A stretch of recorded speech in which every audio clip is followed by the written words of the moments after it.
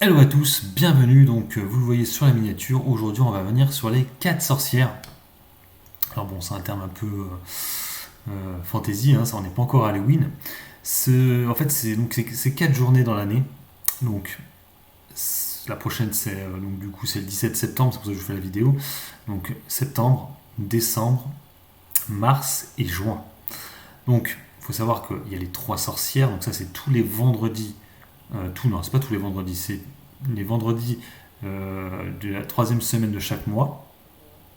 Et donc les 4 sorcières, c'est un peu spécial, c'est parce que bon, sur les 3 sorcières, on a toujours la problématique, c'est-à-dire c'est la fin des échéances sur les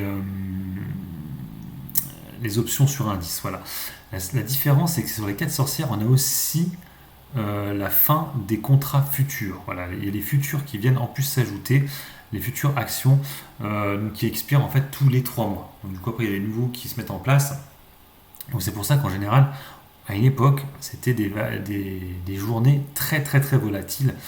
On va voir que là, ces derniers temps, c'est plus trop le cas.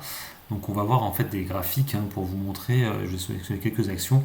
Avant tout, recommandation d'usage, cette vidéo est à but pédagogique et en aucun cas une incitation à un placement ou à tout autre de ces produits. Vous restez les seuls maîtres de vos plus-values, de vos placements plutôt, et ou de vos moins-values. Voilà. Donc, je vais commencer par le S&P. Voilà, S&P 500. Voilà.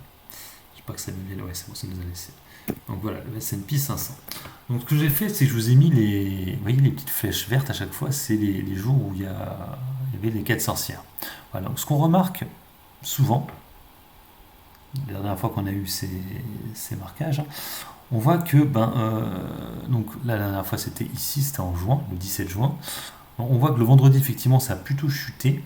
Et quand je zoome un peu, on voit que c'est remonté très rapidement derrière. Donc bon, effectivement, là, on a bien eu une chute le 18 juin, ça c'est vrai, tout à fait.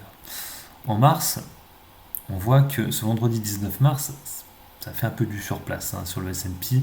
On est descendu un peu, comme c'était un peu volatile. On a eu un doji d'hésitation, mais c'était plutôt neutral et après on est reparti. C'est quelques temps après qu'on a baissé.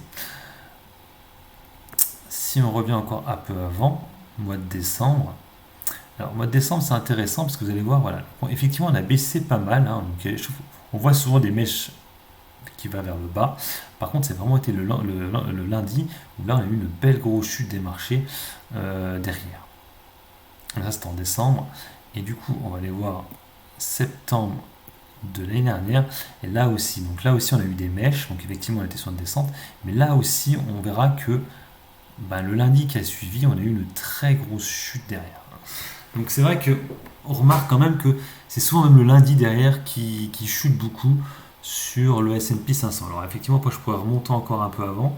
Je ne l'ai pas fait parce que bon, on est en plein Covid, mais on pourrait. Donc septembre, donc après ce serait juin. Je vais aller voir juin. Je ne l'avais pas tracé. Juste pour voir comme ça.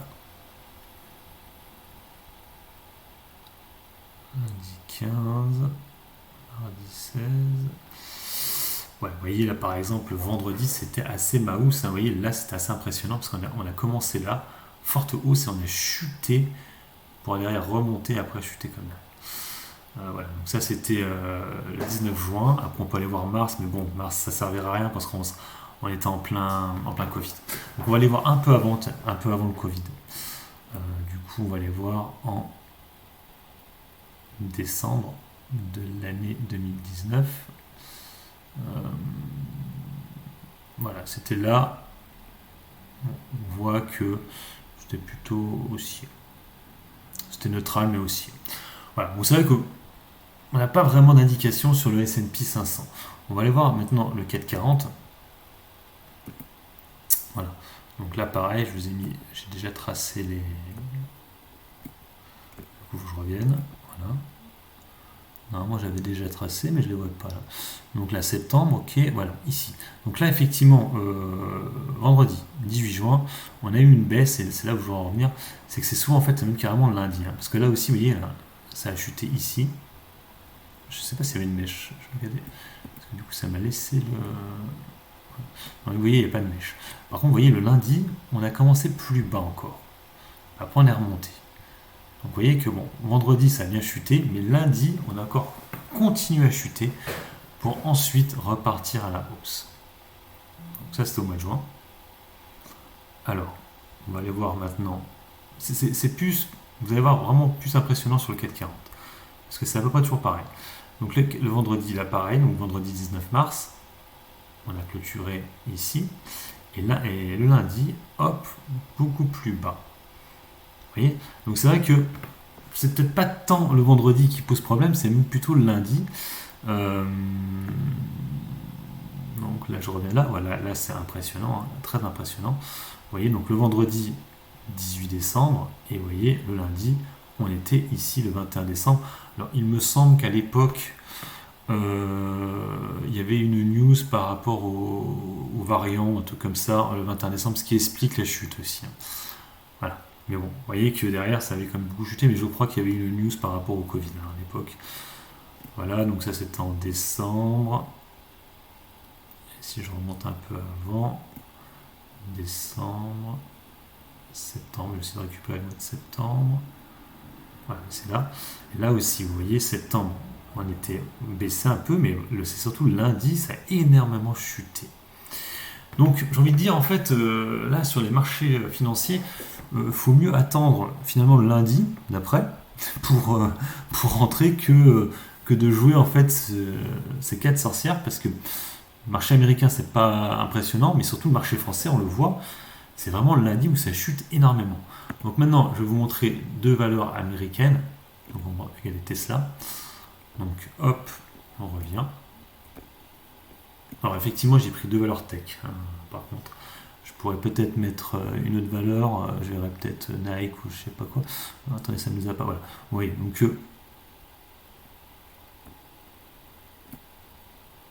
je les ai mal mis, les trucs on voit mal. Voilà.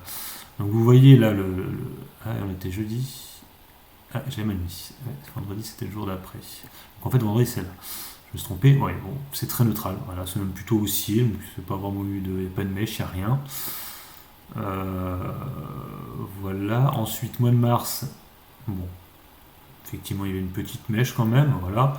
Mais c'était pas non plus fou, hein. Ouais, effectivement, ça a baissé un peu. Je suis d'accord. Mais comme ça a baissé là, comme ça a baissé aussi là, là. Donc c'est pas vraiment intéressant sur le marché américain. Donc ça c'était au mois de mars.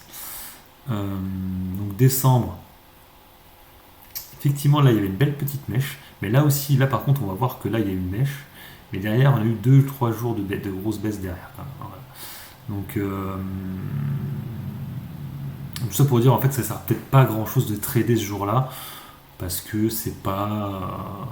faut mieux attendre les jours d'après, c'est ça que je veux dire. Et du coup, je vais essayer d'aller voir du coup septembre, parce que je les ai pas mis, je crois.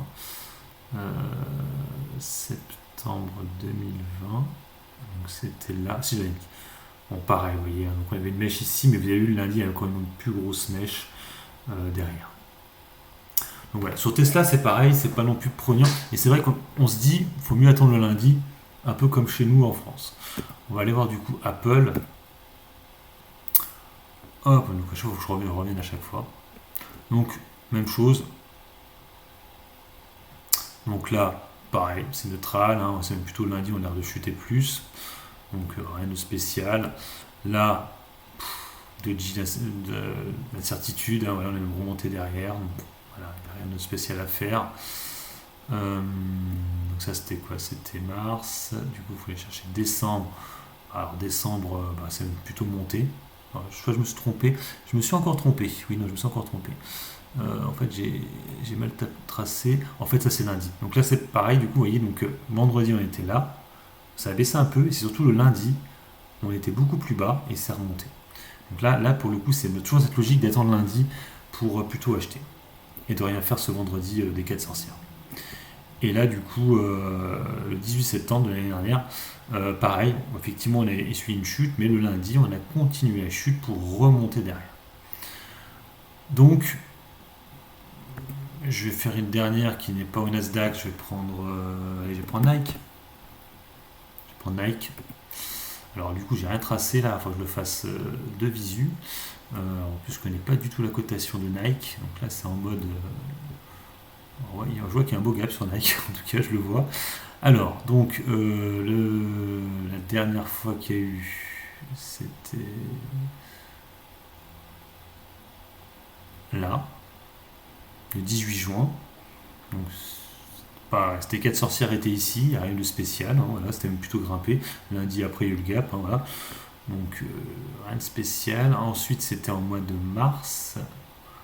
Donc, ça devait être par là.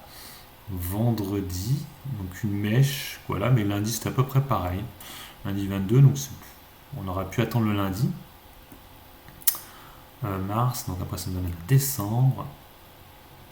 Voilà, décembre. Alors ouais, là par contre, oui, effectivement, on a eu une belle petite chute, et après derrière le lundi c'est bien remonté.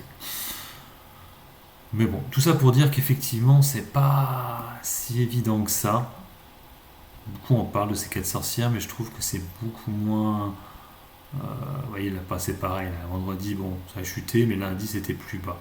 Donc, voilà. Je trouve qu'on en parle beaucoup des 4 sorcières, mais vous le voyez, graphiquement parlant, ça ne se voit pas vraiment. Et c'est vrai qu'en général, ça vaut plus le coup d'attendre même le lundi d'après pour prendre position sur des dossiers. Donc, effectivement, là, si on revient vite fait sur notre quête 40 à nous, voilà. Donc là, je reviens au cours actuel. Voilà. Donc là, nous sommes actuellement là. Alors, on remarque une chose, c'est qu'actuellement, on n'arrive pas à repasser au-dessus de la MM20. C'est intéressant. Voilà. Parabole SR en tendance baissière. C'est vrai que techniquement parlant, on est sur une tendance baissière. Vous voyez, la MACD est baissier. Voilà, on le voit. Bon, pour l'instant, c'est vrai que le support, pardon, c'est 6576. Parce qu'effectivement c'était la résistance avant, donc c'est devenu support. Donc là pour l'instant ça tient. Donc à voir demain, on pourrait avoir peut-être une petite. Retester les 6580. À voir, et peut-être lundi, on pourrait peut-être les casser, aller chercher les 6400. Le problème c'est que le marché ne veut tellement pas descendre que c'est un peu compliqué. Mais en tout cas, ce qui est intéressant là de voir, c'est qu'on voit que le cours de bourse ne veut pas repasser au-dessus de la MM20. Et on voit que la MM20 repart en tendance baissière. Une MACD qui est en tendance baissière actuellement. On pourrait même essayer d'aller taper, chose que j'utilise rarement, mais bon, on va laisser vite fait là, les free line break. Hop, voilà ça. Vous voyez, les free line break, c'est pareil. On est toujours sur la tendance baissière, sur le dossier. Taf, taf, taf, taf. On n'a pas changé. On n'a pas changé vraiment. Même si ça remonte, en fait, on reste sur une tendance baissière. On pourrait essayer d'attendre les 6200. Hein. Ce serait un bon support, les 6295. Bon, je pense pas qu'on y arrive. Parce que vous remarquerez quand même que c'est vrai que c'est la première fois depuis pas mal de temps. Quoique. Non, on avait déjà eu ici 1, 2, 3, 4, 5, 5, 5. 5. Alors, c'est pas des journées. Hein. C'est pas des journées. Vous voyez, hein, c'est des. En fait, c'est des tendances. En fait, c'est des tendances. Hein. Vous voyez, donc là, c'était le vendredi 18 juin. Là, on passe au mercredi 23 juin. Mercredi 30. Donc là, je sais pas, ils n'ont rien mis du tout. C'est que c'était très neutral. Et là, 8 juillet. C'est remonté le 12 juillet. Et après, ça a énormément chuté le 19 pour après remonter. Donc là, vous voyez, ça fait 1, 2, 3, 4 trailing break. Donc effectivement, ouais, le bon support là sur du. Si c'est un bon gros crash, mais je suis pas sûr qu'on en aura un, ce serait 6298 points, 6290 dans cette logique là. Après, bon, j'y crois pas trop. J'ai l'impression que les 6580 tiennent plutôt bien. Donc on verra demain. Les marchés américains ont fini un peu dans le rouge. En tout cas, ce sera un petit peu volatile, mais ce ne sera pas la journée où il y aura des bonnes affaires. Attendez un peu. Attendez plutôt lundi. Je pense que lundi, il y aura peut-être de plus grosses baisses. Ce sera peut-être plus intéressant de rentrer sur des actifs qui vous intéressent. Allez, j'arrête là ma vidéo. N'hésitez pas à mettre des commentaires sous la vidéo, des petits pouces bleus, c'est motivant. Et vous abonnez à la chaîne si vous aimez le contenu. Allez, bon investissement et bon trade. Ciao!